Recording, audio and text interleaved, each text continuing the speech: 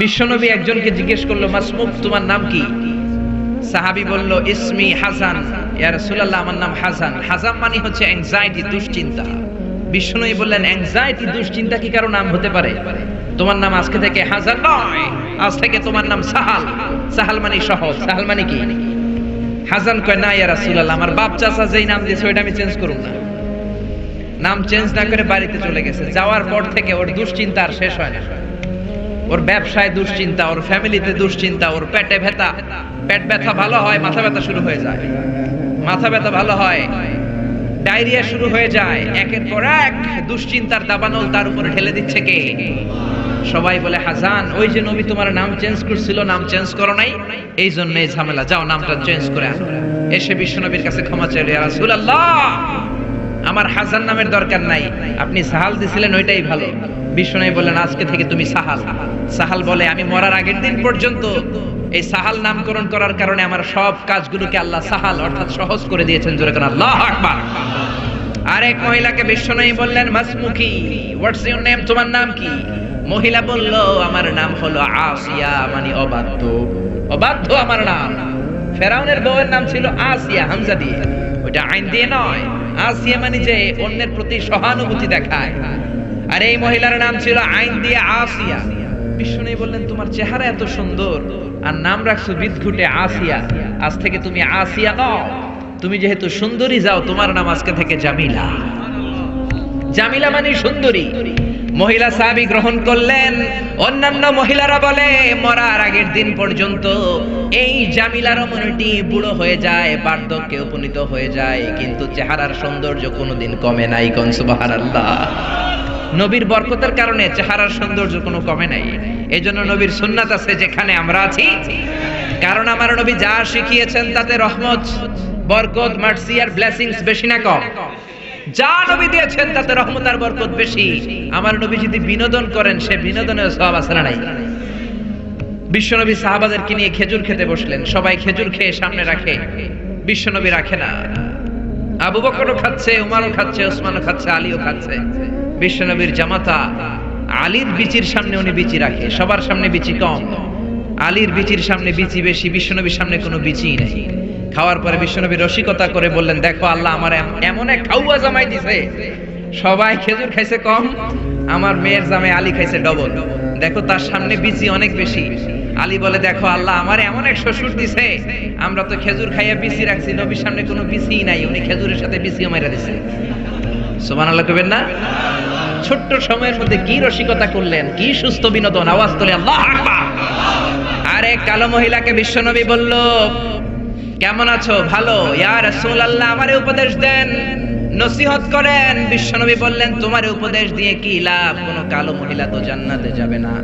এই কথা শুনে মহিলা কান্না শুরু করেছে, মাটিতে গড়াগড়ি খায়, ডেকে বলে, ইয়া রাসূলুল্লাহ, ইয়া হাবিবাল্লাহ, আপনি বলেছেন, আল মারআতু ইযা সাল্লাত খামসাহা সামাত শাহরাহা আতাআত বা'লাহা হাফিজাত ফুরুজাহা ফালতাদখুল মিন আইয়াবিল জান্নাতি শাআ। কোন মহিলা যদি 4টা কাজ করে, নামাজ পড়ে, রোজা রাখে, স্বামীর আনুগত্য করে, লজ্জাস্থানের হেফাজত করে, এই 4টা কাজ যদি দুনিয়ার বুকে কোনো মহিলা গ্যারান্টি দেয়, আল্লাহ তাকে 8টা জান্নাতের দরজার গ্যারান্টি দেয়। কোন সুবহানাল্লাহ।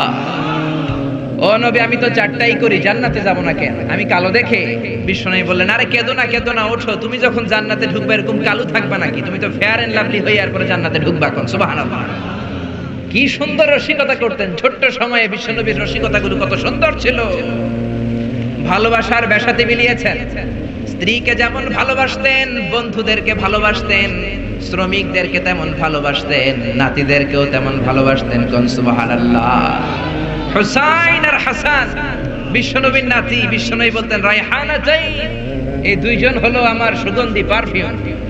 হাসান হুসাইনের গায়ের এমন কোন জায়গা নাই যে জায়গায় বিশ্বনবী চুমা দেয় নাই। কোন আল্লাহু আকবার। হুসাইন একবার বিশ্বনবীকে বললেন, ও নানাজি, মানিল আমজাদ ইলাল্লাহ, আল্লাহর কাছে কে বেশি দামি? আনতা আম আনা, আপনি নাকি আমি? দেখেন কেমন ধরনের প্রশ্ন। বিশ্বনবীকে প্রশ্ন করলেন, নানাজি, আল্লাহর কাছে কে বেশি দামি? মানিল আমজাদ ইলাল্লাহ, আপনি নাকি আমি? মানিল আমজাদ ইলাল্লাহ, কে আল্লাহর কাছে বেশি দামি, আপনি নাকি আমি?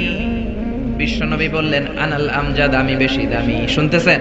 হুসাইন বলল কে বেশি দামি? ও মিয়া, নানারে টাইট করে ধরতে পারে একজন, সে কে? নাতি। জোরে বলেন কি? বড় লোকের হাতি আর গরিবের? জোরে বলেন, বড় লোকের হাতি আর গরিবের? হুসাইন বলে নানা বলেন কে বেশি দামি? বিশ্বনবী বললেন আমি দামি। হুসাইন বলল নানাজি আনা লা ওয়াফিক, আমি আপনার সাথে মুয়াফিক না, একমত না। হুসাইন বলল কেন একমত নয়? আমি শুধু তোমারই নবী নই, আমি সব নবীদেরও নবী। আমি নবী, তুমি আমার উম্মত। জোরে কোন ঠিক কিনা? হুসাইন বলল আনা লা ওয়াফিক। বিশ্বনবী বললেন তুমি উম্মত, আমি নবী, দামি তো আমি। হুসাইন কয় আমি বেশি দামি। বিশ্বনবী বললেন মাল বাইকিনাতু আমার জালিলু ইনদাক, কি দলিল আছে আমার চাইতে তুমি দামি? হুসাইন বলল নানাজি বলেন তো আপনার আব্বার নাম কি? বিশ্বনবীর আব্বার নাম কি? জোরে বলেন। জানেন না আপনারা? বিশ্বনবী বললেন আমার বাবার নাম আব্দুল্লাহ। হুসাইন কয় খালি আব্দুল্লাহ, লাইসা ক্বাবলাহু ওয়ালা বা'দাহু শাই। খালি আব্দুল্লাহ, সামনেও কোনো টাইটেল নাই, পেছনেও কোনো টাইটেল নাই। আমার আব্বার নাম আপনি জানেন নাকি? শেরে খোদা আসাদুল্লাহিল গালিব। দুনিয়ার কাফের মুশরিকদের জন্য রব্বুল আলামিন যারে বাগ বানিয়ে পাঠিয়েছেন, আমার কলিজার টুকরা বাবা আলী কাররামাল্লাহু ওয়াজহা। আল্লাহু আকবার। আমার আব্বা যেন তেন মানুষ নয়, বিশ্ব নবীর মেয়ের জামাই। আপনার আব্বা আব্দুল্লাহ কি কোনো নবীর মেয়ের জামাই নাকি? জোরে কর। বিশ্বনবী কয় না তো, আমার আব্বা তো কোনো নবীর মেয়ের জামাই না। হুসাইন বললে এবার বলেন তো আপনার আম্মার নাম কি? বিশ্বনবীর আম্মার নাম কি? তোরা দেখে যা আমিনা মায়ের কোলে, মধু পূর্ণিমারি শ্বেতা চাঁদ দোলে, যেন উষার কোলে রাঙা রবি দোলে। তোরা দেখে যা আমিনা মায়ের কোলে, কুল মখলুকে আজি ধ্বনি উঠে কে লই, কালিমা শাহাদাতের বাণী ঠোঁটে কে লই, পড়ে দুরুদ ফেরেশতা বেহেশতের দুয়ারে খোলে। তোরা দেখে যা আমিনা মায়ের কোলে। সুবহানাল্লাহ পড়েন। বিশ্বনবী বললেন আমার মায়ের নাম আমেনা। হুসাইন বলল নানাজি আপনার মায়ের নাম যদি আমেনা হয়, জেনে রাখেন আমার মায়ের নাম ফাতেমা। যেন তেন মহিলা নয়, সাইয়্যিদাতু নিসায়ে আহলিল জান্নাহ। জান্নাতে যত রমণীরা ঢুকবে সব রমণীদের লিডার হবে আমার মা ফাতেমা। জোরে কোন ঠিক কিনা? আমার মা ফাতেমা কোনো সাধারণ লোকের কন্যা নয়, সাধারণ লোকের ডটার নয়, লাস্ট মেসেঞ্জারের ডটার। কোন ঠিক কিনা? বিশ্বনবীকে তাই তো, বিশ্বনবীর কোনো জবাব নাই, লা জবাব। জবাব দেওয়ার কোনো জায়গা রাখছে নাকি নাতি? রেখেছে। আবার প্রশ্ন করলেন নানাজি মাসমু জাদ্দাতিক, বলেন তো আপনার নানির নাম কি? বিশ্বনবী বললেন আমার নানির নাম বাররা, বাররা বিনতে আব্দুল উজ্জা। হুসাইন বলল নানাজি আপনার নানি বাররারে কয়জনে চিনে? আমার নানির নাম আপনি জানেন নাকি? আমার নানির নাম হলো খাদিজাতুল কুবরা তাহেরা। কোন সুবহানাল্লাহ। এই পৃথিবীতে মর্যাদার দিক থেকে মহিলাদের র‍্যাঙ্কিং এ 5 জন সেরা। ফেরাউনের বউ আসিয়া, ঈসা আলাইহিস সালামের মা মারিয়াম, আমার নানি খাদিজা, বিশ্বনবীর প্রথম কুমারী বউ আয়েশা, আর আমার মা ফাতেমা। আমার নানি 5 জনের মধ্যে আছে। আপনার নানির নাম 10,000 জনের লিস্টেও খুঁজে পাওয়া যাবে না। কোন ঠিক কিনা? ও নানাজি একজন মহিলাকে আল্লাহ আরশের উপর থেকে সালাম দিয়েছেন, সেটা আমার নানি খাদিজা। আল্লাহু আকবার। ও নানা কই আপনার নানি বাররা বিনতে আব্দুল উজ্জা? কই আমার নানি খাদিজা? বিশ্বনবী লা জবাব, পাথরের মতো দাঁড়িয়ে আছেন। হুসাইন আবার প্রশ্ন করলো নানাজি এবার বলেন তো আপনার নানার নাম কি? বিশ্বনবী বললেন আমার নানার নাম হলো ওয়াহাব ইবনে আব্দে মানাফ। হুসাইন বলল নানা আপনার নানা ওয়াহাব রে কয়জনে চিনে? আপনার নানার নামটা কয়জনে জানে? আপনার নানার নামটা কয়জনের মুখস্থ আছে? আপনার নানার নামে কয়জনে তাকবীর দেয়? আমার নানার নাম আপনি জানেন নাকি? আমার নানারে এমন কোন মানুষ নাই চিনে না, এমন কোন জিন নাই চিনে না, এমন কোন প্রাণী নাই চিনে না। আমার নানারে মাছে চিনে, গাছে চিনে, পৃথিবীর সবাই আমার নানারে চিনে। জোরে কোন ঠিক কিনা? আমার নানারে চিনে না এমন কেউ নাই। আমার নানা হাউজে কাউসারের মালিক, শাফাতের মালিক। আমার নানার উপরে একবার দুরূদ পড়লে 10টা রহমত নাজিল করবে কে? আমার প্রিয় নানাজির নাম হলো, পড়েন, মুহাম্মাদুর রাসূলুল্লাহ সাল্লাল্লাহু আলাইহি ওয়াসাল্লাম। আর বিশ্বনবী ধৈর্য ধারণ করতে পারলেন না, ধা ধা করে চোখের পানি ছেড়ে দিলেন, হাউমাউ করে বাচ্চাদের মতো কাঁদলেন। হুসাইনকে বুকের মধ্যে জড়িয়ে ধরে বললেন, হুসাইন রে, ঠিকই বলেছো, আজকের তর্কে আমি হেরে গেলাম, তুমি জিতে গেলা। আমার চাইতে তোমার দাম আল্লাহর কাছে কোটি কোটি গুণে বেশি। গণ সুবহানাল্লাহ। কি ভালোবাসার পয়গাম নিয়ে আসলেন বিশ্বনবী। স্ত্রীকে ভালোবেসেছেন, বন্ধুকে ভালোবেসেছেন, নাতিদেরকে ভালোবেসেছেন। আমার নবী আছে যেখানে ভালোবাসা, মা এশারে কত ভালোবাসতেন। একমাত্র কুমারী বউ রেগে গেলে মা এশার গাল দুইটা আনার ফলের মতো লাল হয়ে যেত। এই জন্য বিশ্বনবী আয়েশা না বলে মা এশাকে ডাকতেন হুমায়রা নামে। হুমায়রা মানে ওই মহিলা যে মহিলা রেগে গেলে গাল লাল হয়ে যায়। আল্লাহু আকবার। বিশ্বনবী বলতেন, আয়েশা কখন রেগে থাকো তাও বুঝি, কখন তুমি আমার উপর খুশি তাও বুঝি। কেমনে বোঝেন? বিশ্বনবী বললেন, তুমি যখন আমার উপর রেগে থাকো মুনাজাতে বলো, মুসা আলাইহিস সালামের আল্লাহ, ইব্রাহিমের আল্লাহ, আপনি আমাদের উপর বরকত নাজিল করেন।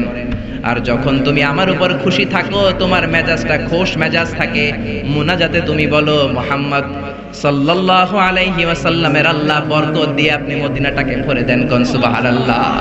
মানে রাগের সময় আমার নাম নিতে চাও না। কত যে ভালোবাসতেন মা আয়েশাকে। জিব্রাইল মা আয়েশার চেহারা জান্নাতের রেশমি কাপড়ে এনে বললেন, দেখেন তো মেয়েটাকে কেমন লাগে। বিশ্বনবী বললেন, মেয়েটাকে আপনার বন্ধু আবু বকরের মেয়ে। আল্লাহরে ডেকে বললেন, আল্লাহ আয়েশারে আমার ঘরে পাঠাতে চাইলে দেরি করো কেন, তাড়াতাড়ি পাঠায় দাও। কোন সুবহানাল্লাহ। কয়েকদিন পরে ডিরেক্ট প্রপোজ। জিব্রাইল এসে বললেন, আল্লাহ প্রপোজ করেছে। এই হচ্ছে আয়েশার ছবি। আমি জিব্রাইল বিয়ের ঘটক, আল্লাহ হলেন কাজী, আপনার মতামত বলেন। বিশ্বনবী বললেন, জিব্রাইল তুমি যদি বিয়ের ঘটক হও, আল্লাহ যদি হয় কাজী, আমি বিয়েতে রাজি। কোন সুবহানাল্লাহ। বিয়ে হয়ে গেল। দামি ফার্নিচার নাই, মা আয়েশার জুয়েলারি নাই, অর্নামেন্টস নাই, কিন্তু ঘরের ভেতরে সুখ আছে না নাই? এজন্য পাই নাই, খাই নাই, আল্লাহ কিছু দিল না, এগুলা কইেন না। অল্প খান, অল্প পড়েন, অল্প জমান, আর শুকরিয়া করেন, বাড়াই দিবে কে? বিশ্বনবী মা আয়েশারে বিয়ে করলেন। খালি সুখ আর সুখ, ঘরে কোনো ফার্নিচার নাই, খাট নাই, টেবিল নাই, আছে শুধু শান্তি। কি আছে? গভীর রাত, নতুন বিয়ে হলো। মা আয়েশারে ডেকে বললেন, আয়েশা চলো তাহাজ্জুদের আগে দুইজনে একটু দৌড় খেলি। ওই যে মদিনার পিলার দেখা যায়, কে কার আগে দৌড়ে পিলার ধরতে পারে দেখো না। মা আয়েশা খুব খুশি হয়ে গেলেন। সব বউই চায় তার স্বামী একটু রোমান্টিক হোক, তার একটু ভালোবাসুক, একটু মিষ্টি মিষ্টি কথা কোক। জোরে কোন ঠিক কিনা? মা আয়েশা খুশি, বললেন আমি রাজি। বিশ্বনবী বললেন, ওয়াহিদ ইসনাইনি চালাতা, 1 2 3 দুইজনে দিছে দৌড়, কে কার আগে ধরবে। বিশ্বনবী যদি দৌড়ের মতো দৌড় দেয়, বিশ্বনবীর সাথে কেউ পারে? জোরে কর। আমার নবী ইচ্ছা করে আস্তে দৌড় দিলেন, কারণ বিশ্বনবী বলেছেন, আমার এক হাতের মধ্যে জান্নাতের 40 জনের শক্তি আছে না নাই? বিশ্বনবী আস্তে আস্তে দৌড় দিলেন, মা আয়েশা জোরসে দৌড় দিলেন, বিশ্বনবী পারেন নাই। মা আয়েশা মসজিদে নববীর পিলার ধরে ফাস্ট হয়ে গেছে। কোন সুবহানাল্লাহ। লাফাইতে শুরু করছে খুশির চোটে, আমি ফাস্ট। বিশ্বনবী বললেন, আহসানতি ইয়া হুমায়রা, খুব ভালো করেছো তুমি। চিকন ছিল তো, দিছে দৌড়। তার ঠিক 7 বছর পরের ঘটনা। আবার গভীর রাত, তাহাজ্জুদের জন্য ওঠার সময় বিশ্বনবী আয়েশারে বললেন, আয়েশা মদিনার কেউ তো আর জেগে নাই, সব ঘুমায়, চলো দুইজনে আবার একটু দৌড় দেই, দিবা কিনা? মা আয়েশা খুব রাজি, হ্যাঁ দিব। কিন্তু এই 7 বছরের ব্যবধানে মা আয়েশা কি আর আগের মতো চিকন আছে? জোরে বলেন। মোটা বানায় দিয়েছে কে? বিশ্বনবী বললেন, মনে মনে ভাবে আজকে আর ছাড় দিব না, আজকে দিব দৌড়। ঠিকই বিশ্বনবী দিলেন দৌড়, মা আয়েশাও দিলেন দৌড়। জোরসে দৌড়, কে কার আগে ধরতে পারে? মা আয়েশা ধরতে পারেন নাই। বিশ্বনবী দৌড়ে যে পিলার ধরে ফাস্ট হয়ে গেলেন। কোন সুবহানাল্লাহ। মা আয়েশা অখুশি, রাগ করে দাঁড়ায় আছে। বিশ্বনবী বললেন, আয়েশা ইয়া হুমায়রা, রাগ করেছো? কাছে যেয়ে বললেন, হাদিহি সাবকাতু বিতিলক, ওই যে 7 বছর আগে তুমি আমারে হারাই দিছিলা, আজকে তোমারে হারাই ওটার প্রতিশোধ নিয়ে নিলাম। সুবহানাল্লাহ কইবেন না? মাঝে মাঝে বউর লোক এরকম প্রতিশোধ খেললে ভালোবাসা বাড়ে মিয়া, কমে না। তো বউয়ের সাথে এরকম দৌড় আপনারা খেলেননি? হ্যাঁ, নাকি যৌতুকের লাগে হেতের দৌড়ায় যান? হেতিও বাঁচার লাগে দেয় দৌড়। ওই দৌড়াদৌড়ি না, ভালোবাসার দৌড়াদৌড়ি। কত ভালোবাসতেন। কোনদিন মা আয়েশার রান্নার বদনাম করেন নাই, কিন্তু বিশ্বনবী ছিলেন মক্কার শ্রেষ্ঠ পাচক। আল্লাহু আকবার। আমার নবীর রান্নার মতো রান্না মক্কার কেউ কোনোদিন খায় নাই। দাওয়াতি টার্গেট করে 4 জন 5 জন করে সব কাফেরের বাচ্চাকে বিশ্বনবী রান্না করে খাইয়েছেন। মক্কার জমিনে এমন কোন কাফেরের রান্না বাচ্চা নাই আমার নবীর হাতের রান্না খায় নাই। কোন ঠিক কিনা? আমার নবীর বৈশিষ্ট্য মা আবার নবী সাল্লাল্লাহু আলাইহি ওয়াসাল্লাম খাত্তু, কোনদিন রান্নার বদনাম করেন নাই। ইনিশতাহাহু আকালাহু, মনে চাইলে খাইতেন, ওয়া ইন কারিহাহু তারাকাহু, মনে না চাইলে রেখে দিতেন। কিন্তু কোনদিন বলেন নাই ঝাল হয়েছে, লবণ কম হয়েছে, জোরে কোন ঠিক কিনা। কি ভালোবাসা দেখালেন। মা আয়েশার রান্নার প্রশংসা করতেন, মুখেই দেয়া যাচ্ছে না, কিন্তু বলতেন আয়েশা অনেক চমৎকার হয়েছে, আল্লাহু আকবার। এজন্য স্ত্রীদের প্রশংসা করবেন, ঘরটারে জান্নাতি ঘর বানিয়ে দিবে কে? অনেকে মাসের পর মাস চলে যায়, বউরে একটা সালামও দেয় না, আছে না নাই? খালি মুড নিয়ে বসে থাকে, কয় আই দিম কিল্লাই হেতি নারে দিব, আর হেতি তো আন্নে দিব, আন্না আগে একটা দেন না। আপনি দুই একদিন যদি আপনার স্ত্রীকে দেন, লজ্জায় পড়ে আপনার স্ত্রী আপনারা সালাম দেওয়া শুরু করবে, জোরে কোন ঠিক কিনা। এজন্য স্ত্রীর প্রশংসা করেন, কারণ কিয়ামতের দিন আপনার সার্টিফিকেট আল্লাহ আপনার বউয়ের কাছ থেকে নেবে, আপনার পীরের কাছ থেকে না। খায়রুকুম খায়রুকুম লিআহলি, যে তার বউয়ের কাছে সেরা, আল্লাহর কাছেও সেরা, জোরে কোন ঠিক কিনা। আপনার অফিসের বস আপনার সার্টিফিকেট দিবে না, আপনার কলিগ আপনার দিবে না, আপনার পীর আপনার দিবে না, খতিব সাহেব দিবে না, দিবে আপনার বউ, জোরে কোন ঠিক কিনা। কারণ কলিগ তো আপনারে 6 ঘন্টা দেখে, পীর সাহেব দেখে 2 ঘন্টা, বউ দেখে 24 ঘন্টা, জোরে কোন ঠিক কিনা। বউয়ের সাথে এমন সম্পর্ক, ভিতরেরটাও জানে বাইরেরটাও জানে, জোরে কোন ঠিক কিনা। এজন্য ওয়াইফের কাছ থেকে নেওয়া হবে। স্ত্রীর সাথে ভালো আচরণ করেন, প্রশংসা করবেন, রান্না ভালো হইলে প্রশংসা করেন। আপনার জন্য সাজুগুজু করলে বলেন যে তোমার খুব সুন্দর লাগে, আর কম করে 100 বার কইবেন আই লাভ ইউ। কি কইবেন? কইবেন না? ইনশাআল্লাহ পড়েন। অন্য মহিলাকে আই লাভ ইউ বললে যদি গুনাহ হয়, নিজের বউরে আই লাভ ইউ বললে সওয়াব হয়, কোন সুবহানাল্লাহ। বিশ্বনবী এই কথাটা বললেন, অফি বুদআই আহাদিকুম সাদাকা, রাতের বেলায় কম্বলের নিচে যে একান্তে স্ত্রীর সাথে মেলামেশা করো, এতেও মুমিনের সওয়াব হয়, জোরে কোন সুবহানাল্লাহ। সাহাবারা বললেন এতে আবার কেমনে সওয়াব? বিশ্বনবী বললেন অন্য মহিলারা চোখ টিপ দিলে গুনাহ আছে না নাই? নিজের মহিলার বউয়ের মুখে ভাত তুলে খাওয়াইলে সওয়াব হয়, জোরে কোন সুবহানাল্লাহ। ম্যারেজ ডের কথা ভুলে যায় না। ম্যারেজ ডেতে বউরে গিফট দিবেন, ফুল কিনে দিবেন, ভালোবাসার গান শোনাইবেন, সওয়াব আছে না নাই? প্রশংসা করেন, প্রশংসা। আপনার বউ আপনার জন্য সাজে, আপনি একদিনও প্রশংসা করলেন না, খালি মেজাজ দেখান। আরেকজন যদি প্রশংসা করে ফেলায়, ভেজাল আছে না নাই? সে আপনার জন্য লিপস্টিক দেয়, আপনার জন্য চুলের মধ্যে তেল মাখে, পারফিউম দেয়, মাথার মধ্যে বেনি বাঁধে, খোপার মধ্যে ফুল দেয়, একদিনও বললেন না তোমারে সুন্দর লাগে। পাশের এক বড় ভাই বলল ভাবি আপনারে হেব্বি লাগতেছে, ভেজাল হবে কি হবে না? সাজে আপনার জন্য, একদিনও বললেন না তুমি সুন্দরী, তুমি অনন্যা, সুস্নিগ্ধা, তুমি প্রিয়ংবদা, অপসরী, সুহাসিনী, সুকাসিনী, সুবেশিনী, অসূর্যম পর্ষা, কাজল কালো চুল, মেঘ কালো কেশ, হরিণের মতো ডাগর ডাগর চোখ, একদিনও কইলেন না। আপনার ছোট ভাই একদিন কয়ে বলে ভাবি তোমারে যা লাগতাছে না, ভেজাল হবে কি হবে না? এজন্য প্রশংসা করেন। আপনি লক্ষ টাকা দিয়েও আপনার বউরে খুশি করতে পারবেন না, যদি রান্নার একদিন প্রশংসা করে ফেলান, যত খুশি হবে, জোরে কোন ঠিক কিনা। আমরা সূরা ইনফিতার থেকে শুনবো, আমরা সবাই পড়ি ইনশাআল্লাহ। মাত্র 19টা আয়াত, মাক্কি সূরা। ইসলামে 19 সংখ্যার একটা আদা মর্তবা আছে না নাই? বিসমিল্লাহির রহমানির রহিমের মধ্যে অক্ষর কয়টা? জোরে বলেন না কয়টা? আবার জাহান্নামের রক্ষী ফেরেশতা কয়জন? এই 19 যদি থাকে, আল্লাহর কোরআনও থাকবে, জোরে কোন ঠিক কিনা। আহমেদ দিদাত একটা বই লিখেছিলেন, the ultimate miracle of the holy Quran. সেখানে সে বলেছে 1919 is the secret digit of the holy Quran. 19 যদি পৃথিবীতে থাকে, আল্লাহর কোরআনও পৃথিবীতে থাকবে, আওয়াজ তুলে কোন ঠিক কিনা। কারণ 19 দিয়ে কোরআনের 114 সূরা ভাগ করলে নিঃশেষে বিভাজ্য। কোরআনে যত আয়াত আছে 6666 আয়াত, 19 দিয়ে ভাগ করলে নিঃশেষে বিভাজ্য। কোরআনে যত শব্দ আছে, সব শব্দগুলোর যোগফল 19 দিয়ে ভাগ করলে নিঃশেষে বিভাজ্য। কোরআনে সব মিলে যত অক্ষর, সবগুলো অক্ষরের যোগফল 19 দিয়ে ভাগ করলে নিঃশেষে বিভাজ্য। সুবহানাল্লাহ কইবেন না? এজন্য 19 যদি বেঁচে থাকে, কোরআনও বেঁচে থাকবে, জোরে বলেন ঠিক কিনা। বিশ্বনবী বললেন কেউ যদি সোফার মধ্যে হেলান দিয়ে ঘরের মধ্যে বসে বসে কিয়ামতের চিত্র দেখতে চাও, আল্লাহর কোরআনের 3টা সূরা তেলাওয়াত শুরু করে দাও।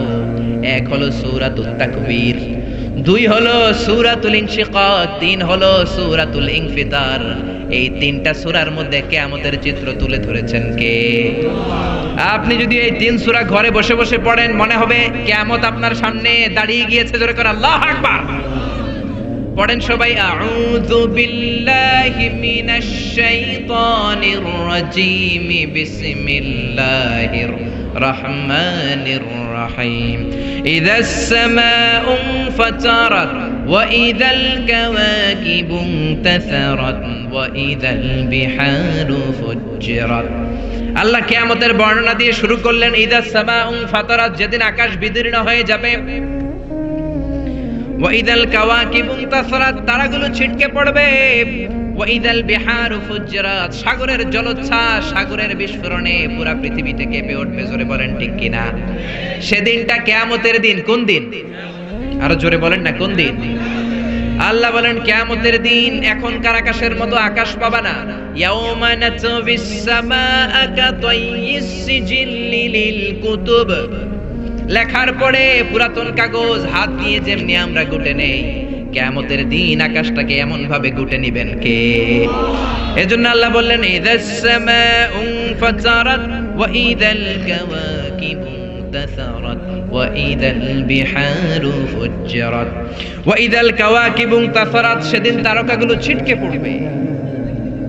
সূর্যের সাথে চন্দ্র লেগে, মঙ্গলের সাথে বুধ লেগে, ইউরেনাসের সাথে নেপচুন লেগে, নেপচুনের সাথে প্লুটো লেগে, প্লুটোর সাথে ভালকান লেগে, ভালকানের সাথে এক্স লেগে পুরা পৃথিবীটাকে মেসাকার বানিয়ে দিবেন কে? ভয়ঙ্কর এক পরিস্থিতি হবে। কি বিশাল এই পৃথিবী, এটা যদি আরেকটার সাথে ধাক্কা লাগে কোনো উপায় থাকবে? আপনাদের গ্রামের নাম চান্দোলা, কোন থানায়? এটা কি থানা? তাহলে কোন থানায় পড়ছে? আচ্ছা, এই থানা হচ্ছে আপনার কুমিল্লার 16টা থানার একটা। কুমিল্লা হচ্ছে বাংলাদেশের 64 জেলার এক ছোট্ট জেলা। জোরে কোন ঠিক কিনা? 64 জেলা মিলে আমাদের সুজলা সুফলা শস্য শ্যামলা ডিজিটাল বাংলাদেশ। এই বাংলাদেশের চেয়ে 100 গুণ বড় দেশ পৃথিবীতে আছে না নাই? আপনি কানাডার ম্যাপ দেখেন, রাশিয়া দেখেন, বাংলাদেশের চেয়ে প্রায় 1-150 গুণ বড়। জোরে কোন ঠিক কিনা? আরে পাশের দেশ ভারতই তো 20-25 গুণ বড়। জোরে কোন ঠিক কিনা? এরকম 200 খানা দেশ মিলে পৃথিবীর 30 ভাগ, বাকি 70 ভাগ শুধু সাগর। জোরে বলেন ঠিক কিনা? এই সবটা মিলে এই পৃথিবীতে 600 কোটি মানুষের বসবাস। এই পৃথিবীটা কত বড় তাহলে? সে তুলনায় কত ছোট্ট চান্দোলাতে আমরা বসে আছি। পৃথিবীটা আমাদের চেয়ে কত বড়, আর এই পৃথিবীর চেয়ে সূর্য নাকি 13 লক্ষ গুণ বড়। তার মানে 13 লক্ষ পিস পৃথিবী সূর্যের মধ্যে রাখার জায়গা আছে না নাই? এরকম সূর্যের চেয়েও 1000 কোটি কোটি গুণ বড় তারা আল্লাহর মহাকাশে আছে না নাই? সূর্যের চেয়ে সবচেয়ে কাছের যে তারা আমাদের পৃথিবীর, সেটার নাম হচ্ছে প্রক্সিমা সেন্টারি, তারপরে Alpha Centauri A, Alpha Centauri B, এটা Carina, Betelgeuse, Milky Way, galaxy, black hole. Betelgeuse যেটা সূর্য, যে সূর্য পৃথিবীর চেয়ে 13 লক্ষ গুণ বড়, ওই সূর্যের চেয়ে বেটেলজিউস 33 কোটি গুণ বড়। আবার ওই বেটেলজিউসকে খেয়ে ফেলতে পারে এরকম 1000 কোটি গুণ বড় তারা আছে না নাই? আবার ওই তারকাগুলো ঘুরতে ঘুরতে মহাকাশের সবচেয়ে বড় দৈত্য ব্ল্যাক হোলের রেঞ্জের মধ্যে যদি চলে যায়, ছোট্ট বাচ্চার মুখে চকলেট দিলে বাচ্চা যেমনি চুষে খেয়ে ফেলে, ব্ল্যাক হোলে বিশাল সাইজের তারাগুলোকে চুষে খেয়ে ফেলে। কোন সুবহানাল্লাহ! এগুলো সব প্রথম আসমানের নিচের ঘটনা। প্রথমে হলো প্রথম আসমানের মহাশূন্য, তারপরে প্রথম আসমান, তারপরে দ্বিতীয় আসমানের মহাশূন্য, তারপরে দ্বিতীয় আসমান, তারপরে তৃতীয় আসমানের মহাশূন্য, তারপরে তৃতীয় আসমান। একটার চেয়ে একটা বড়। বিশ্বনবী বললেন প্রথম আসমানের চেয়ে দ্বিতীয় আসমান কত বড়? শোনো শোনো, তোমার হাতের আংটি যদি সাহারা মরুভূমির মাঝখানে রেখে দাও, সাহারা মরুভূমির তুলনায় তোমার হাতের আংটিটা যত ছোট, আল্লাহ দ্বিতীয় আসমানের তুলনায় প্রথম আসমানটা তত ছোট। প্রথম আসমানের চেয়ে দ্বিতীয় আসমান বড়, তার চেয়ে তৃতীয় আসমান বড়, তার চেয়ে পঞ্চম আসমান, ষষ্ঠ সপ্তমটা আরো বড়, তারপরে বর্ডার এরিয়া সিদরাতুল মুনতাহা অনেক বড়, তারপরে বাইতুল মামুর ফেরেশতাদের কাবা বড়, তারপরে আল্লাহর কোরআনের বাড়ি লাউহে মাহফুজ বড়, তারপরে আল্লাহর আরশ বড়, আরশের চেয়ে কুরসি বড়, কুরসির চেয়ে আল্লাহর 70,000 নূরের পর্দা, তার প্রথম পর্দাটা গোটা বিশ্বের চেয়ে বড়। কোন সুবহানাল্লাহ! আল্লাহ বললেন মহাকাশের প্রথম আকাশের নিচে থাকা ইউনাইটেড স্টেটস অফ আমেরিকা, নাসার বিজ্ঞানীরা ওদের যতটুকু নাগালে এসেছে তা তো 1000 ভাগের 1 ভাগও না। জোরে কোন ঠিক কিনা? আল্লাহ বললেন সব ক্র্যাশ করবে, কোলাপস করবে। ইযাস সামাউ ফাতারাত ওয়া ইযাল কাওয়াকিবু ইনতাসারাত ওয়া ইযাল বিহারু ফুজ্জিরাত। সেদিন তারাগুলো একটার সাথে আরেকটা লেগে সব ধ্বংস হয়ে যাবে, পৃথিবীর সব বিল্ডিং গুলো আর পাহাড়গুলো ভেঙে যাবে। জোরে কোন ঠিক কিনা? এশিয়া মহাদেশের সবচেয়ে বড় পাহাড় হিমালয়ের পর্বতমালা মাউন্ট এভারেস্ট 29,035 ফিট উঁচু। আল্লাহ যখন কিয়ামতের ঝাঁকুনি দিবেন একটা পাহাড়ও কি টিকবে?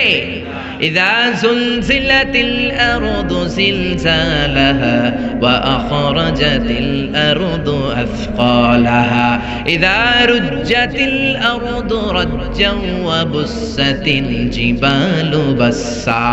আল্লাহ বলেন যখন পৃথিবীকে ভাইব্রেশন করে দিব, কাঁপুনি দিব, এক শেক করব, এক শেকিং এর চোটে পৃথিবীর সব বিল্ডিং গুলো ভেঙে যাবে, সব পাহাড়গুলো দুমড়ে মুচড়ে পড়বে, সব টাওয়ার গুলো আবাসিক এলাকার উপর পড়বে, স্যাটেলাইট একটার সাথে আরেকটা কৃত্রিম উপগ্রহ গুলো লেগে সবাই যোগাযোগ বিচ্ছিন্ন হয়ে যাবে। কোন ঠিক কিনা? মাউন্ট এভারেস্ট ভেঙে যাবে। ইউরোপের সবচেয়ে বড় মাউন্টেন রেঞ্জ হচ্ছে আল্পস মাউন্টেন রেঞ্জ, ভেঙে যাবে। আমেরিকার সবচেয়ে বড় পাহাড় আলাস্কা পর্বতমালা ভেঙে যাবে। আরব দেশের সব চাইতে বড় পাহাড় সিলসিলাতু তুরে সাইনা, তুর পাহাড়ের মাউন্টেন রেঞ্জ পুরো ভেঙে চুরে তুলার মতো উঠতে থাকবে। জোরে কোন ঠিক কিনা? বিল্ডিং গুলো ভেঙে ধূলিসাৎ হয়ে যাবে, মাসাকার হয়ে যাবে। পৃথিবীর সবচেয়ে বড় টাওয়ার হচ্ছে বুর্জ আল খলিফা, নাম শুনেছেন? আল্লাহ বললেন একটাও টিকবে না। ইযা সুলজিলাতিল আরদু জিলজালাহা ওয়া আখরাজাতিল আরদু আসকালাহা। তারকাগুলো ছিটকে পড়বে, যোগাযোগ বিচ্ছিন্ন, স্যাটেলাইট গুলো দুমড়ে মুচড়ে পড়বে। আপনার দেশে যখন এই অবস্থা, আপনার ভাই থাকে সৌদি আরব, আপনার মনে চাইবে আমার ভাইয়ের একটা রিং করি, ডায়াল কি যাবে? কারণ স্যাটেলাইট তো নাই, রিং করবেন কিভাবে? যোগাযোগটাকে একেবারে টোটালি বিচ্ছিন্ন করে দিবে কে? ওয়া ইযাল বিহারু ফুজ্জিরাত। সাগরের মধ্যে বিশাল এক বিস্ফোরণ তৈরি হয়ে যাবে। জোরে কোন ঠিক কিনা? সাগরে বিস্ফোরণ কি করে হয়? আচ্ছা, আগুন ধরলে আমরা নিভাই কি দিয়ে? সবাই বলেন না কি দিয়ে? আর সাগরের ভিতরে আছে কি?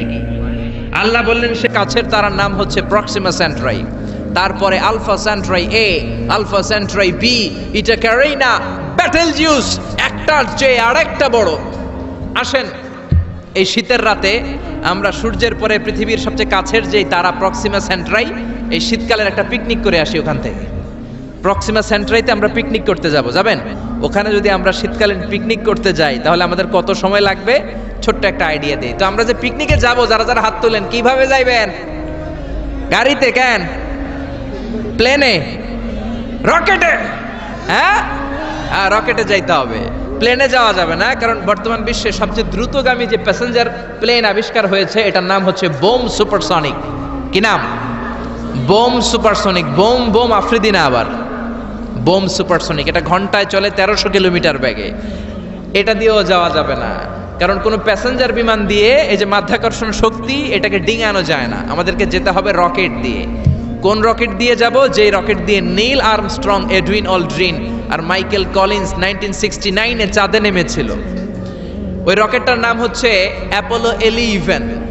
যারা যারা হাত তুলছেন একটু নামটা মুখস্থ রাখেন, অ্যাপোলো 11। তা না হলে আপনি ঘুরে আসলে লোকেরা জিজ্ঞেস করতে পারে কোন রকেটে গেছিলেন, তখন বলতে হবে না অ্যাপোলো 11-এ গেছিলাম। তো ঠিক আছে, যারা যারা হাত তুললেন তারা আর আমি এখন পৃথিবী থেকে সবচেয়ে কাছের যে তারাটা প্রক্সিমা সেন্ট্রাই তার নাম, ওইখানে পিকনিকে যাব। তো এই যে রকেটটা দিয়ে যাব অ্যাপোলো 11, এটা কত দ্রুত চলে এটা আগে শোনেন। এই অ্যাপোলো 11 সেকেন্ডে চলে 11 কিলোমিটার বেগে, মিনিটে চলে 660 কিলোমিটার বেগে, আর ঘন্টায় চলে 39,000 কিলোমিটার বেগে। সুবহানাল্লাহ, মজা করে কইতে পারলেন না? 39,000 কিলোমিটার বেগে ঘন্টায় চলে। আচ্ছা, বাংলাদেশ থেকে আমেরিকা কত কিলো হবে? 8-10,000 কিলো। তার মানে এই রকেটটা দিয়ে বাংলাদেশ থেকে আমেরিকায় 1 ঘন্টায় 4 বার আসা যাওয়া করা যাবে। সুবহানাল্লাহ পড়েন। তো যারা যারা হাত তুলেছেন, আসেন আমরা এই রকেট দিয়ে পৃথিবীর সবচাইতে কাছের তারা প্রক্সিমা সেন্ট্রাইতে শীতকালের পিকনিকে যাব। কিন্তু যাবেন যে কত সময় লাগবে এটাও তো জানার দরকার আছে না নাই? যেই রকেটটা অ্যাপোলো 11 ঘন্টায় চলে কত হাজার কিলোমিটার বেগে? 39,000 কিলোমিটার বেগে। 39,000 কিলোমিটার বেগে ছোটে এরকম একটা রকেট দিয়ে যদি পৃথিবীর সবচেয়ে কাছের তারায় আমরা পৌঁছতে চাই, আমাদের 1,15,000 বছর লেগে যাবে। Can you imagine? আপনি কি কল্পনা করতে পারেন যে রকেটটা ঘন্টায় ছুটবে আপনাকে নিয়ে 39,000 কিলোমিটার বেগে, ওই রকেটটা দিয়ে পৃথিবীর সবচেয়ে কাছের যে তারাটা ওইটাতে পৌঁছতে আমাদের 1,15,000 বছর লেগে যাবে। তার মানে আল্লাহ যদি বলে যা আজারি কি আর করবি, তোর যখন এত শখ হয়েছে, যারা যারা হাত তুলছে তোরে আর ওদেরকে আমি 1,15,000 বছর হায়াত দিয়ে দিলাম। তা আমরা যদি যাইতে শুরু করি, বাকি যারা হাত তোলা নাই এরা মরে ভূত হয়ে যাবে। শুধু এরা না, এদের নাতিপুতিও মরে শেষ, আমাদের নাতিপুতিও শেষ। সবাই মরতে মরতে মরতে মরতে 6,000 প্রজন্ম, 6,000 জেনারেশন যখন মরে ভূত হয়ে যাবে, তখন আমাদের ওই তারার মধ্যে নামার সময় হবে। সুবহানাল্লাহ কইবেন না? গ্রিক সভ্যতার সময়কালে গ্রিকদের একটা সভ্যতা আছে, নাম শুনছেন না? গ্রিক সভ্যতা, মিশরীয় সভ্যতা, মেসোপটেমিয়াম সভ্যতা, ইনকা সভ্যতা, মহেঞ্জোদারো সভ্যতা, চিচেন ইৎজা সভ্যতা। তো এই যে গ্রিক সভ্যতার সময়কালে কেউ যদি এই প্রক্সিমা সেন্ট্রাইতে এই রকেটটা দিয়ে যাওয়া শুরু করতো, তাহলে 2018 সালে তাদের পুরো ট্যুরের, পুরো সফরের মাত্র 4% কমপ্লিট হতো। 96% ট্যুর তখনও বাকি থেকে যেত। চিল্লায় পড়েন আল্লাহু আকবার। ওই আল্লাহ ডেকে বললেন, গোলাম ওয়ালাকাদ যায়্যানাস সামাআদ দুনিয়া বিমাসাবিহা ওয়া জাআলনাহা রুজুমান লিশ-শায়াতিন। এরকম বিশাল বিশাল তারকারাজি দিয়ে, তারা দিয়ে প্রথম আকাশটাকে আমি আল্লাহ সুশোভিত করে দিয়েছি। পড়েন সুবহানাল্লাহ। তো এরকম তারা কি মহাশূন্যে শুধু একটা আছে? কত হাজার আছে কেউ জানে না। চিল্লায় বলেন ঠিক কিনা? সূরাতুল মুলক অনেক লম্বা, তো আমি হাইলাইটেড জায়গাগুলো নিয়ে আপনাদের সাথে কথা বলি। এরপরে রাব্বুল আলামিন প্রথম রুকুর শেষের দিকে বললেন, ওয়া আসিররু কাওলাকুম আও ইজহারু বিহি ইন্নাহু আলিমুম বিযাতিস সুদূর।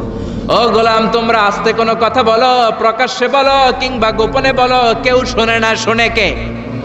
চিল্লায় বলেন, কেউ যেটা দেখে না দেখে কে? কেউ যেটা শোনে না শোনে কে? দুনিয়ার সবার চোখ আপনি ফাঁকি দিতে পারবেন, আমার আল্লাহর চোখ ফাঁকি দেয়া যাবে নাকি?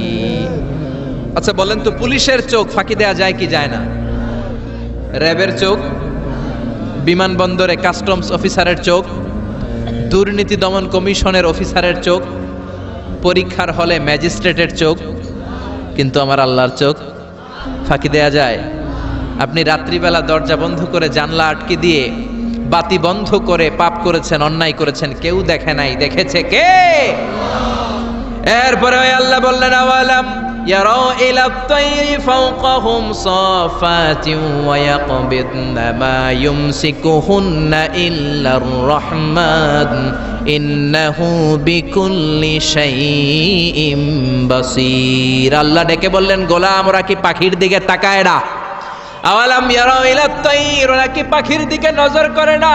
ফাওকাহুম সাফাতিন ওয়া ইয়াকবিদ, যেই পাখিগুলো ওদের মাথার উপর দিয়ে উড়ে বেড়ায়, যেই পাখিগুলো ওদের মাথার উপরে ডানাগুলো মেলে দেয়, আবার ডানাগুলো ঝাপটে জমিনের মধ্যে নেমে আসে, ওরা কি পাখির দিকে তাকায় না? কেউ যদি পাখি নিয়ে গবেষণা করে সে নাস্তিক হতে পারে। আপনি যদি পাখি নিয়ে রিসার্চ করেন আপনি নাস্তিক হতে পারবেন না। এজন্য আল্লাহ তাআলা পবিত্র আল কোরআন আল কারীমের অনেক জায়গায় পাখির কথা বললেন, পাখি দিয়ে আল্লাহ দৃষ্টান্ত দিলেন। সুলাইমান আলাইহিস সালামকে আল্লাহ তাআলা একটা স্পেশাল পাখি দিলেন, ওটার নাম হচ্ছে হুদহুদ। 1000 মিটার উপর থেকেও তার এই পাখির চোখে মেগাপিক্সেল এত বেশি ছিল, জমিনের দিকে নজর করেই জমিনের কত ফুট নিচে মিষ্টি পানি আছে এই পানির সন্ধান সে সুলাইমান নবীকে দিয়ে দিত। সুবহানাল্লাহ পড়েন। কত কিসিমের, কত ধরনের, কত রং বেরঙের পাখি যে আল্লাহ পৃথিবীতে বানিয়েছেন তার কোনো ইয়ত্তা নেই। হামিং বার্ড নামে একটা পাখি আছে, নর্থ আমেরিকাতে পাওয়া যায়, পৃথিবীর সবচেয়ে ছোট্ট সাইজের পাখি। এটা যখন প্রাপ্ত বয়সে পৌঁছে এই পাখিটার সাইজ হয় মাত্র 3 ইঞ্চি। কয় ইঞ্চি? পৃথিবীর সব পাখি সামনের দিকে উড়ে, আর এই হামিং বার্ড সামনেও যেমনি উড়ে পিছনের দিকে উঠতে পারে। সুবহানাল্লাহ কইলেন না? এই পাখিটা প্রতি সেকেন্ডে তার পাখা ঝাপটায় 80 বার। কয়বার? আমি আপনি আমাদের হাতগুলো 1 সেকেন্ডে ঝাপটাতে পারবো কয়বার? 4 বার, সবচেয়ে বেশি হলে 5 বার। আর এই পাখিটা প্রতি সেকেন্ডে তার ডানা ঝাপটায় 80 বার। চিল্লায় এখন সুবহানাল্লাহ। আলপিন সুইফট নামে একটা পাখি আছে, সাউথ ইউরোপের আল্পস পর্বতমালার পাশে এই পাখিগুলো পাওয়া যায়। গোটা বিশ্বে এটাকে সুইফট বার্ড বলে, সুইফট বার্ড। এই সুইফট বার্ড একবার শূন্যে উড়াল দেওয়া শুরু করলে 8 মাস উড়ন্ত অবস্থায় থাকতে পারে। আবার কোনো প্রয়োজনে পৃথিবীতে নেমে আসে, আবার উড়াল দিলে আবার 8 মাস, আবার নেমে আসে, আবার উড়াল দিলে আবার 8 মাস। সুবহানাল্লাহ পড়েন। হোমা বার্ড নামে একটা পাখি আছে, যে পাখিটা উড়ন্ত অবস্থায় ডিম পেড়ে দেয়, আর ওই ডিম জমিনে পড়ার আগেই উড়ন্ত অবস্থায় শূন্যে থাকতে ওই ডিম ফুটে বাচ্চা বেরোয়, ওই বাচ্চাও আবার শূন্যে উঠতে শুরু করে দেয়। এজন্য রাব্বুল আলামিন বলেন, আওয়ালাম ইয়ারাউ ইলাত তায়রি ফাওকাহুম সাফাতিন ওয়া ইয়াকবিদ মা ইউমসিকুহুন্না ইল্লার রাহমান ইন্নাহু বিকুল্লি শাইইন বাসীর। নাস্তিকগুলো কি পাখির দিকে নজর করে তাকায় না? কেমন করে তাদের উপর দিয়ে পাখাগুলো মেলে দিয়ে তারা উড়ে বেড়ায়। সাফাতিন ওয়া ইয়াকবিদনা, পাখাগুলো ডানাগুলো মেলে দেয়, আবার ডানা ঝাপটায়। এই পাখিগুলোকে শূন্যে কেউ ধরে রাখে নাই, ধরে রেখেছে একজন, তিনি হলেন আমার আল্লাহ। তিনি কে? এই যে পাখিগুলো শূন্যে উড়ন্ত অবস্থায় থাকতে পারে, ওদেরকে শূন্যে উড়ন্ত অবস্থায় রাখলো কে? জোরে বলেন কে? ছোট্ট হাঁসের বাচ্চা পৃথিবীতে আসার সাথে সাথে কেমন করে পানিতে সাঁতার কাটে? কে এই হাঁসের বাচ্চারা শিখালো যে তোর ডানা ঝাপটাতে হবে, পা নাড়াতে হবে? শিখালো কে? গাভীর পেট থেকে বাছুর বের হয়েই গাভীর ওলানের মধ্যে ঢু মারে, কে ওরে শিখালো ওই জায়গায় ঢু দে, ওইখানে ঢু মারলেই তোর রিজিক বেরোবে? কে শিখালো? সুবহানাল্লাহ কইতে মন চায় না? এজন্য আল্লাহ বললেন, ওরা কি পাখির দিকে তাকায় না? পাখির দিকে তাকালে তো পৃথিবীর কোনো মানুষ নাস্তিক থাকতে পারে না। পাখিকে আরবিতে কি বলে বলেন তো দেখি? হ্যাঁ, কি? তয়ের। হ্যাঁ, তয়ের। আর বিমানকে আরবিতে কি বলে কে জানেন? তয়ের, তয়রান, তয়ের একই জিনিস। বিমান আরবিও যা, পাখি আরবিও তা। Birds and aeroplane maintain the same flying mechanism while flying. পাখি আর বিমান যখন আকাশে উড়ে একই সিস্টেমে উড়ে। এজন্য এই পাখির উপর রিসার্চ করে বিমান আবিষ্কার হয়েছে। সুবহানাল্লাহ পড়েন। কিন্তু আফসোসের বিষয় হচ্ছে আমরা বানাতে পারি নাই, এটা বানিয়েছে ইহুদিরা। উইলভার রাইট অর উইল রাইট, দুই ভাই মিলে বিমান বানিয়েছে 1903 সালে। ইউনাইটেড স্টেটস অফ আমেরিকার নাগরিক, এই দুই ভাই মিলে তারা বিমান বানিয়ে ফেললো। আমরা বানাতে পারি নাই। আমরা আছি মদ আর নারী নিয়ে, আমরা আছি হিন্দি সিনেমা নিয়ে, আমরা আছি মারামারি নিয়ে, আমরা আছি কাফের ফতুয়া দেয়া নিয়ে, আমরা আছি তর্কাতর্কি নিয়ে, জি বাংলা নিয়ে, স্টার জলসা নিয়ে, কিরণমালা নিয়ে। চিল্লায় বলেন ঠিক কিনা? স্টার জলসা হায়ারে জি বাংলা, নষ্ট করলো হয়ে আমার সোনার বাংলা। স্টার জলসা হায়ারে জি বাংলা, নষ্ট করলো হয়ে আমার সোনার বাংলা। ঠিক কিনা? কেমন করে পরকিয়া করতে হবে, শাশুড়ি বউয়ের মধ্যে কেমন করে কুটনামি লাগাতে হবে, এগুলো ট্রেনিং জি বাংলা, স্টার জলসা, হিন্দি সিনেমার ভেতরে আছে না নাই? আমরা এগুলো নিয়ে ব্যস্ত, কাফের ফতুয়া দিয়ে নিয়ে ব্যস্ত। কথায় কথায় আমাদের মুখ দিয়ে বেরোয়, তুই কাফের, তুই 3 কারণে কাফের, তুই 5 কারণে কাফের, তুই 6 কারণে কাফের। এই কাফের মরলে এই কাফেরকে যেখানে কবর দেয়া হবে, ওই কবরের উপর যে ঘাস উঠবে, ওই ঘাস যে গাভী খাবে, ওই গাভীর দুধ যে খাবে, ওইটাও কাফের। এরকম ফতোয়া আছে না নাই? তো আমরা এই ফতোয়াবাজি নিয়ে ব্যস্ত। উইলভার রাইট আর অরভিল রাইট কোরআনের এই আয়াতের উপর রিসার্চ করে, গবেষণা করে এরা দুইজন বিমান বানিয়ে ফেললেন। এই দুই ভাই পাহাড়ের মধ্যে শুয়ে কত পাখি যে দেখেছে, কত পাখির ছবি যে এঁকেছে, কত পাখির মোশন এন্ড মুভমেন্ট নিয়ে তারা গবেষণা করেছে। করতে করতে করতে এই দুই ভাই বিমান বানিয়ে ফেলেছে। তবে এখনকার মতো এত উন্নত বিমান নয়, ছোট্টখাট্ট বিমান, একটু উড়ে আবার ধপাস করে জমিনে পড়ে, একটু উড়ে আবার ধপাস করে জমিনে পড়ে। সর্বপ্রথম ফ্রান্সের এক শহর থেকে আরেক শহরে পৃথিবীর প্রথম প্যাসেঞ্জার বিমান এক শহর থেকে আরেক শহরে ল্যান্ড করেছে। এই তো মানুষের স্বপ্ন বাস্তবায়িত হয়ে গিয়েছে। এতদিন মানুষ শুধু দেখতো হায় রে পাখি উড়ে, আমরা উঠতে পারি না। এখন পাখির চেয়ে আরো দ্রুত বেগে আমরা উড়ি, ঠিক কিনা? এই যে আপনারা হজে যান, কিভাবে যান? প্লেনে যান। প্লেনে যান তো বুঝলাম, উড়ে উড়ে যান না? পাখি আর কত দ্রুত উড়ে, পাখির চেয়ে দ্রুত বেগে আমরা উঠতে পারি। চিল্লায় বলেন ঠিক কিনা? এই বিমান আবিষ্কার হওয়ার আগ পর্যন্ত পৃথিবীর সব দেশের ছিল শুধু সেনাবাহিনী আর নৌবাহিনী। বিমান আবিষ্কারের পর শুরু হয়ে গেল বিমান বাহিনী। এখন সব স্বাধীন দেশের বিমান বাহিনী আছে না নাই? Air force, military. এখন মানুষ ড্রোন হামলা করে, মিসাইল হামলা করে, ব্যালিস্টিক ক্ষেপণাস্ত্র দিয়ে হামলা করে। United states of America little boy and fat man নামে দুইটা পারমাণবিক বোমা দিয়ে জাপানের হিরোশিমা নাগাসাকিকে ধ্বংস করে মেসাকার করে দিয়েছে। এমন ভাবে ধ্বংস করেছে, তারপরে কয়েক প্রজন্ম যারাই জন্ম নিত জাপানের হিরোশিমা নাগাসাকিতে বিকলাঙ্গ হয়ে জন্মাতো, হয় হাত নাই, নয় পা নাই, নয় চোখ নাই, নয় ঠ্যাং নাই। চিল্লায় বলেন ঠিক কিনা? এজন্য আল্লাহ বললেন, গোলাম আওয়ালাম ইয়ারাউ ইলাত তাইরি ফাওকাহুম সাফাতিন ওয়া ইয়াকবিদ মা ইউমসিকুহুন্না ইল্লার রহমান ইন্নাহু বিকুল্লি শাইইন বাসীর। এই পৃথিবীর স্বঘোষিত নাস্তিকগুলা কি পাখির দিকে নজর করে তাকায় না? পাখি নিয়ে কোন নাস্তিক যদি গবেষণা করে, ওই নাস্তিক আর নাস্তিক থাকতে পারে না, ওরে নাস্তিক থেকে আস্তিক বানায়া দিবে কে?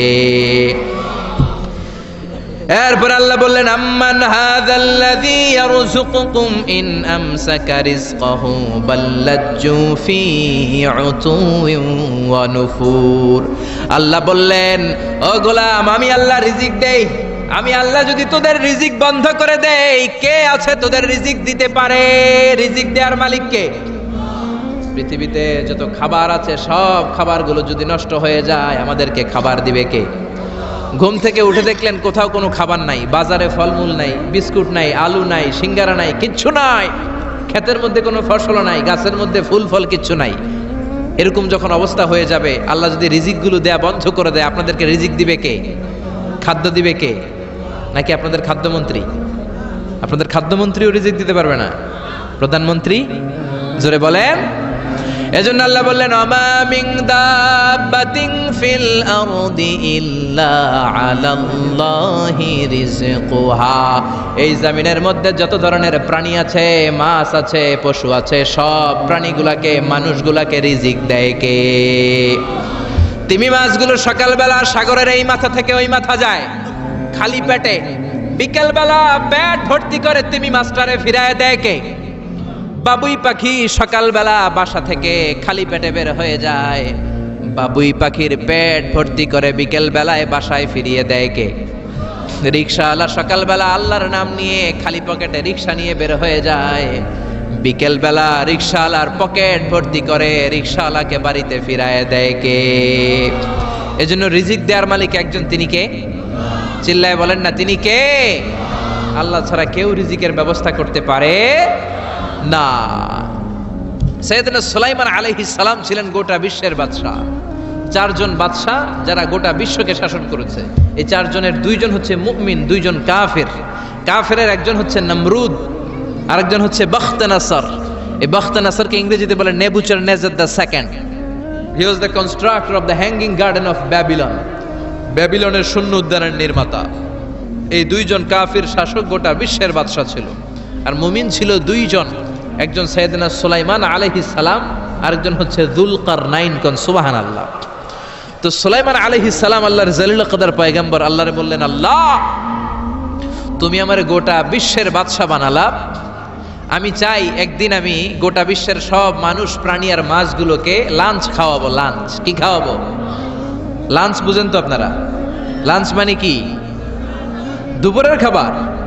আচ্ছা, তো সাইয়েদনা সুলাইমান আলাইহিস সালাম ইচ্ছা পোষণ করলেন, আল্লাহ এই বর্ণনাটা মিনাল ইসরাইলিয়াত, ইসরায়েলি বর্ণনা, কিন্তু বর্ণনা করা যাবে, সমস্যা নাই। ওয়া হাদিসু আন বানি ইসরাঈলা ওয়ালা হারাজ, সমস্যা নাই, এটা আমাদের কোরআন বা হাদিসের কোনো আয়াতের সাথে কন্ট্রাডিক্ট করে না, এজন্য বর্ণনা করা যায়। তো সাইয়েদনা সুলাইমান বললেন, আল্লাহ গোটা বিশ্বের সব প্রাণীকুল, পশুকুল, পক্ষীকুল, মৎস্যকুল, মানবকুল, জিনকুল, সবাইকে আমি একবেলা কি খাওয়াবো? সবাই বলেন, কথা বলেন না। লাঞ্চ খাওয়াবো, দুপুরের খাবার। সবাই বলেন কি খাওয়াবে? দুপুরের খাবার খাওয়াবো। আল্লাহ বললেন, no, it's not your duty man, it's not your job. Sulaiman, এটা তোমার কাজ না, এটা আমার কাজ, তুমি পারবা না। সাইয়েদনা সুলাইমান বললেন, আল্লাহ লেট মি ট্রাই, আমার একটু চেষ্টা করতে দেন না, আমার মনে বড় শখ, গোটা বিশ্বের বাদশা আমারে বানায় দিলেন, গোটা বিশ্বের প্রেসিডেন্ট করে আপনি আমাকে সিলেক্ট করলেন, আমি যদি একবেলা সবারে মেহমানদারি করাইতে পারতাম আমার কলিজাটা ঠান্ডা হয়ে যেত। সুলাইমান আলাইহিস সালামও জোরাজুরি করতে শুরু করলেন, আল্লাহও রাজি হয় না, সুলাইমান নবীও ছাড়েন না। পরে সুলাইমান আলাইহিস সালামের জোরাজুরির কারণে আল্লাহ বললেন ওকে ট্রাই করে দেখো পারো কিনা। সাইয়েদনা সুলাইমান আলাইহিস সালামের অনুসারী ছিল জিনেরা। জিনেরা ওনার কথা শুনতো, সব জিনদেরকে নিয়ে বসালো, জিনদের সাথে গোল টেবিল বৈঠক।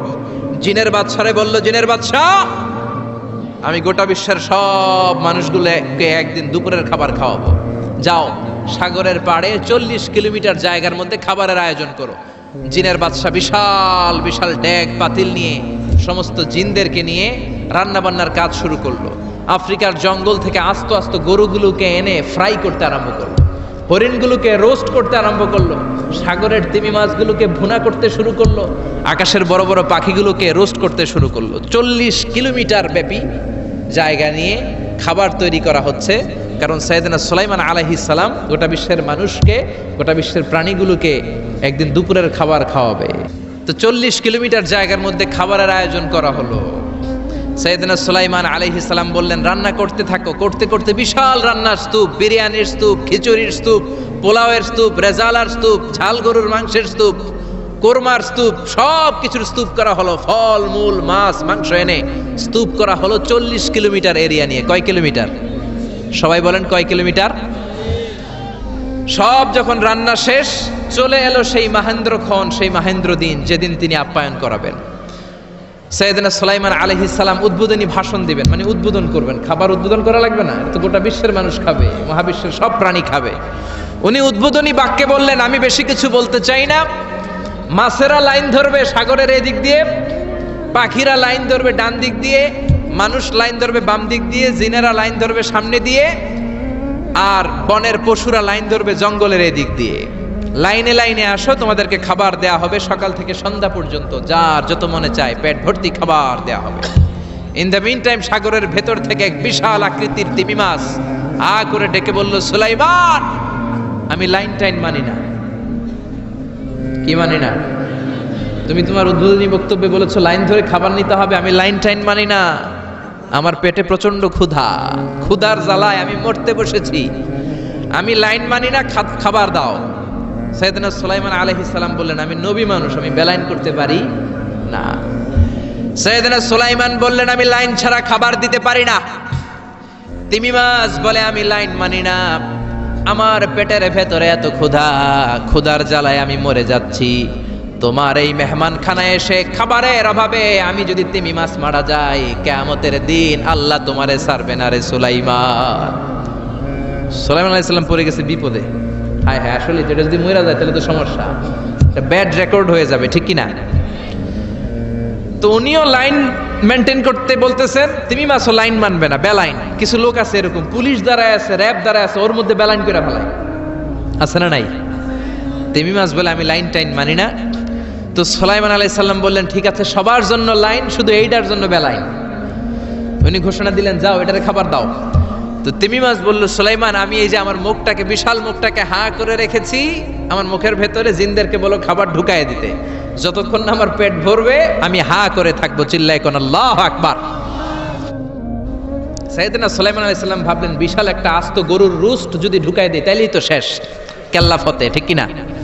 সাইয়েদনা সুলাইমান বললেন যাও আফ্রিকার জঙ্গলের যে গরুগুলো রোস্ট করেছো একটা রোস্ট এই তিমি মাছের পেটের ভেতরে ঢুকিয়ে দাও। জিনের বাদশা যে রোস্ট ঢুকায় দিছে ওইটা হা করেই আছে। সাইয়েদনা সুলাইমান বললেন কয়েকটা খাসি মেরে দাও।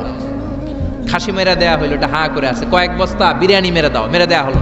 বললো আরো 10টা গরু ঢুকায় দাও, হা করে আছে। আরো 50টা খাসি ঢুকায় দাও, হা করে আছে। আরো কয়েক হাজার তিমি মাছ রোস্ট করে ঢুকায় দাও, ঢুকায় দিতেছে। খাবার যত আছে দিতে শুরু করলো। ইন দ্য মিন টাইম 1 কিলোমিটারের খাবার শেষ। সুবহানাল্লাহ কইবেন না? তিমি মাছ বিশাল বড় হা করে বসে আছে সাগরে। জিনের বাদশা খাবার দিতে লাগলো। 1 কিলোমিটার শেষ, 5 কিলোমিটার শেষ, 10 কিলোমিটার শেষ, 20 কিলোমিটার শেষ, 30 কিলোমিটার শেষ, 40 কিলোমিটার শেষ। এখনো তিমি মাছের মুখ হা করা আছে না নাই? সাইয়েদনা সুলাইমান সিজদায় পড়ে গেলেন, আল্লাহর ডেকে বললেন মাবুদ রে আমি বুঝতে পারি না আসলে রিজিক দেওয়ার মালিক আমরা না, গোটা বিশ্বের সবাইকে খাওয়ানোর ক্ষমতা আমার নাই, রিজিকের মালিক একজন, তিনি কে? তিমি মাছ ডেকে বলে, ও সুলাইমান, প্রতিদিন রব্বুল আলামিন 3 লোকমা খাবার আমারে খাওয়ায়, 3 লোকমা খাবার সাগর থেকে আমাকে সংগ্রহ করে দেয়। তুমি যে 40 কিলোমিটারের সব খাবারগুলো আমার পেটের ভেতরে ঢুকিয়ে দিয়েছো সুলাইমান, আল্লাহর 3 লোকমা খাবারের 1 লোকমার সমানও হয় নাই। আরো আস্তে কোন সুবহানাল্লাহ। এজন্য রিজিক দিতে পারে একজন, তিনি কে? আরো জোরে বলেন কে? এই সূরাটা আল্লাহ শেষ করলেন কি বলে? قل أرأيتم إن أصبح ماؤكم غورا فمن يأتيكم بماء معين। বলো দেখি সবে, শুকাইয়া যদি যায় এই পৃথিবীর পানি, তাহলে হেথায় তটনির ধারা কে দিবে সবারে আনি। চিল্লায় পড়েন আল্লাহু আকবার। একদিন ঘুম থেকে উঠে যদি দেখেন টিউবওয়েল চাপছেন, পানি নাই, নদীর মধ্যে পানি নাই, ট্যাপ ছেড়ে দিলেন, ট্যাপ থেকে কোনো পানি নাই, আপনারে পানির ব্যবস্থা করে দিবে কে? কেউ করে দিতে পারবে আল্লাহ ছাড়া?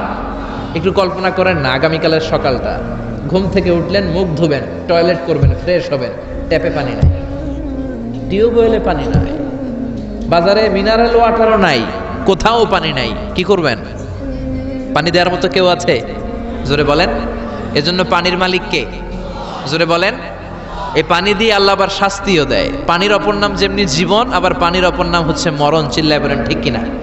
সাইয়েদনা নূহ আলাইহিস সালামের উম্মতকে এই পানি দিয়ে, প্লাবন দিয়ে আল্লাহ শেষ করে দিয়েছেন। চিল্লায় বলেন ঠিক কিনা? এজন্য পানির মালিক আল্লাহ। পানি চাইতে হবে শুধুমাত্র কেবলমাত্র একজনের কাছে, তিনি কে? নাকি বৈশাখীর কাছে চাবেন? নাকি ইন্দ্রদেবের কাছে চাবেন? হিন্দুরা পানি চায় ইন্দ্রদেবের কাছে। কার কাছে? আর আমরা চাই বৈশাখীর কাছে। বৈশাখী মেঘের কাছে জল চেয়ে তুমি কাঁদবে, আমি চাই না তুমি কাঁদবে, আমি চাই না। এরকম আছে না নাই? বৈশাখী তোমারে পানি দিতে পারে না, ইন্দ্রদেব পানি দিতে পারে না, কোন সরকার বাহাদুর পানি দিতে পারে না। পানি দিতে পারে একজন, তিনি কে? আল্লাহ মেঘ দে পানি দে, ছায়া দে রে তুই, আল্লাহ মেঘ দে। পড়েন পড়েন, আল্লাহ মেঘ দে পানি দে, ছায়া দে রে তুই, আল্লাহ মেঘ দে। পানি দেওয়ার মালিক হচ্ছে একজন, তিনি কে? কেউ যেটা পারে না পারে কে? কেউ যেটা দেয় না দেয় কে? এই পানি থেকে আল্লাহ মহাবিশ্বের সব সৃষ্টি করলেন। ওয়াজআলনা মিনাল মাই কুল্লা শাইইন হাই আফালা ইউমিনুন। আমি পানি থেকে তোমাদের সবাইকে বানালাম, তারপরেও কি ওরা ঈমান আনবে না? ১৫০০ বছর আগে আল্লাহ কোরআনে বললেন, আমি পৃথিবীর সব প্রাণগুলোকে বানিয়েছি পানি থেকে। কোত্থেকে? জোরে বলেন। বিজ্ঞানীরা এখন স্বীকার করছে যে পৃথিবীর সর্বপ্রথম প্রাণ পানি থেকে এসেছে। চাঁদে পানি নাই, তাই প্রাণও নাই। মঙ্গলে পানি নাই, তাই প্রাণও নাই। জুপিটারে পানি নাই, তাই প্রাণও নাই। কোন গ্রহে একটা ফোঁটাও পানি নাই, তাই প্রাণও নাই। পৃথিবীতে পানি আছে, তাই পৃথিবীর মধ্যে প্রাণ দিয়ে পৃথিবীটাকে চমৎকার করে তৈরি করে দিয়েছে কে? বিজ্ঞানীরা বলে পৃথিবীর সর্বপ্রথম যে প্রাণকণা আবিষ্কার হয়েছে, এটার নাম হচ্ছে অ্যামিবা। কি নাম? তারা বলে এটা পানি থেকে এসেছে। It's a very small unicellular organism in the world. পৃথিবীর সবচেয়ে ছোট এককোষী জীবকণা হচ্ছে অ্যামিবা। তারা বলে এই অ্যামিবা পানি থেকে এসেছে। তারপরে এসেছে জুপ্লাঙ্কটন, ফাইটোপ্লাঙ্কটন, ব্যাকটেরিও প্লাঙ্কটন, হোলো প্লাঙ্কটন। এইভাবে যত প্রাণের যত স্পিসিজ আছে, প্রজাতিগুলো ডেভেলপ করেছে, সবগুলোকে পানি থেকে তৈরি করলো কে? আবার আল্লাহ ডেকে বললেন, গোলাম, পানিকে আমি 2 কিসিমের করলাম। কোথাও আমি দিয়ে দিলাম লোনা পানি, আবার কোথাও বইয়ে দিলাম মিঠা পানি। আছে না নাই? সাগরের মধ্যেও 2 ধরনের পানি, কালো পানি, নীল পানি একই সাগরের মধ্যে বয়ে যায়, কিন্তু মাঝখানে অদৃশ্য ব্যারিকেড দিয়েছে কে? মারাজাল বাহরাইনি ইয়ালতাকিয়ানি বাইনাহুমা বারযাখুন লা ইয়াবগিয়ান ফাবিআইয়ি আলাই রাব্বিকুমা তুকাযযিবান। একই সাগরের মধ্যে লোনা পানি, মিঠা পানি একটার একটার সাথে মিশে না। এক জায়গায় নীল কালারের পানি, আরেক জায়গায় একটু কালচে রঙের পানি একসাথে আছে, কিন্তু একটার সাথে আরেকটা মিশে না। দেখেছেন? কেউ দেখেন নাই? বাংলাদেশে আছে, কিন্তু গোয়ালন্দের ফেরিঘাটে ওইদিকে আছে।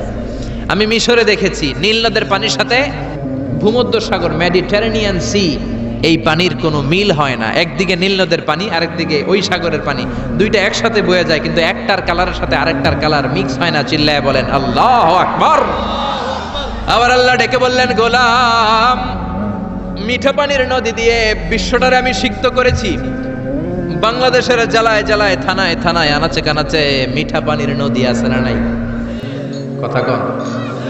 এই নদীগুলো মিঠা পানির নদী না হয়ে যদি লোনা পানির নদী হতো, আমাদের গাছপালাগুলো বাঁচত নাকি? এই সুন্দর ফুল সুন্দর ফল মিঠা নদীর পানি, আল্লাহ তোমার মেহেরবানি। তুমি কতই দিলে রতন, ভাই বেরাদর পুত্র স্বজন, ক্ষুধা পেলে অন্ন যোগাও, মানি চাই না মানি, আল্লাহ তোমার মেহেরবানি। বলেন আল্লাহু আকবার। এজন্য পানি দিতে পারে একজন, তিনি কে? আবার আল্লাহ ডেকে বললেন, আন্না সাবাবনাল মাআ সাব্বা সুম্মা শাকাকনাল আরদা শাক্কা। যেখানে যতটুকু পানি দেয়া দরকার ততটুকু দিলাম। নারিকেল গাছের উপরে কাটলে কোনো পানি পড়ে না, কিন্তু খেজুর গাছের মাথায় যদি কেটে দেন, শীতকালে মিষ্টি পানি আসে না নাই? একরকম না দেখতে? নারিকেল গাছ, খেজুর গাছ, রাস্তার এই পাশে নারিকেল গাছ, রাস্তার এই পারে খেজুর গাছ। খেজুর গাছ চিনেন তো? খেজুরের রস খান না আপনারা? নারিকেল গাছের মাথায় কেটে দিলে কোনো রস নাই, শুকনা। আর খেজুর গাছের মাথায় যদি আপনি কেটে দিয়ে একটা ঘটি দিয়ে দেন, সকালে মিষ্টি রসের ব্যবস্থা করে দেয় কে? আবার আখের ভিতরে মিষ্টি রস দিলেন, আখ। আখ বলেন নাকি গ্যান্ডারি বলেন? কুইশাল, হ্যাঁ কুইশাল, আখ, গ্যান্ডারি যেটাই বলেন। এই গ্যান্ডারি দেখতে যেমন, বাঁশের চিকন কচি কঞ্চিগুলো একরকম, ঠিক কিনা? এই গ্যান্ডারি, এই ইক্ষু মিলে ঈশ্বর দিতে আছে বাংলাদেশ। ঈশ্বর দিতেও আমরা যাই মাহফিলের জন্য, ওখানে সুগার মিলে ঢুকালে এখান থেকে গ্যান্ডারিগুলোকে, ইক্ষুগুলোকে প্রসেস করে ওই দিক দিয়ে মিষ্টি পানি বের হয়। গরম হিট দিলে এটা শুকনো খসখসে সুগার হয়ে যায়। সুবহানাল্লাহ কইবেন না? একই রকম দেখতে বাঁশের কঞ্চি, গ্যান্ডারি দেখতে যেমন, ইক্ষু দেখতে যেমন, বাঁশের কঞ্চিও দেখতে তেমন। গ্যান্ডারি